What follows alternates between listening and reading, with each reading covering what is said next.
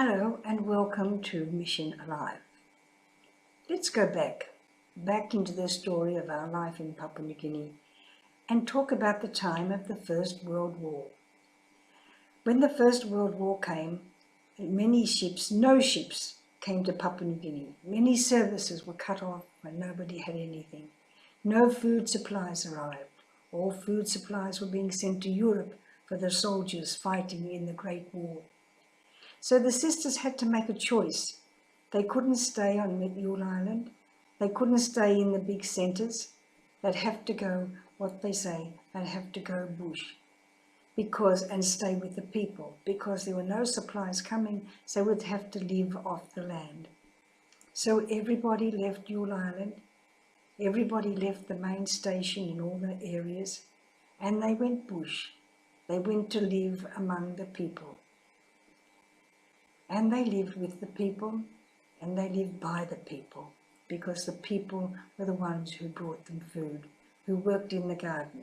The sisters went with them and worked for a while in the garden, but it was hard work and very hot weather, and being not used to this climate, not born into this climate, they couldn't do the same thing.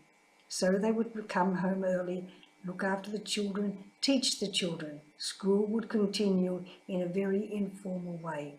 Singing was a great thing. People would sit round the fire of a night and sing. They learned French songs, they learned Belgian songs, they learned Irish songs, they learned Australian songs. Kookaburra sits in an old gum tree. That was one everybody knew. Songs, they loved singing songs. And so the word of God was kept alive in that war by the women who lived in the bush, the women who lived on the land, with the land, and for the people. During the Second World War, it was so close to Papua New Guinea. The enemy came to Papua New Guinea, landed in Papua New Guinea, and fought in Papua New Guinea. So the Australian government said, no expat women can stay in Papua New Guinea during the war. Everyone must leave and go to Australia. So everybody had to go. It was a command, it was an order from the government. But in Port Moresby, the captain, the commander of the soldiers, asked that two sisters stay. Two sisters stay for the good of the soldiers. They needed comfort, they needed counselling, they needed advice, they needed understanding. Something that maybe their fellow soldiers couldn't give them. So they asked for two women to stay. And so Sister Margaret Harrington and Sister Assumpta stayed. They stayed. They'd been great friends always.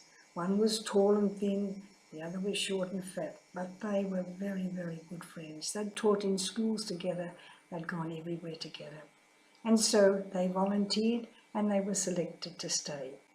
So they stayed in the convent in Port Moresby. It was all blacked out, the windows were blacked out, it was only small, nobody could see the lights burning inside. And the soldiers were there, and soldiers who got sad and lonely because they didn't have any news from their families would come and talk to the sisters. The sisters would go to the army hospital and visit the soldiers that were sick, and they were always welcomed. They always had more than enough to do. Then, one night, there was an air raid. They had to get out. The soldiers had built a trench at the side of the house and told them, if anything happens, sister, if the siren goes off, you run out quickly and get into that hole. So here they were, lying in this trench. It was raining, so it was mud. So they had on their white habits, the long sleeve white habits that we wore in the early days. Sister Assumpta was so upset and so sad at what was happening. Look what's happening to us. How are we going to get these habits clean again? Sister Margaret Harrington was laughing and laughing at the silliness of the situation. But here they were, all dressed in these white habits and rolling in mud, waiting for bombs to fall when there would be more mud and even maybe blood. But bombs didn't come. So soldiers came along and helped them out of the ditch, and they were a bit like Margaret Harrington, ready to see the funny side of life. These two sisters supposed to be white sisters in white habits, and they were black from head to toe. So they had to go inside. When they'd changed, those habits were taken away, and they came back later, cleaned and ironed.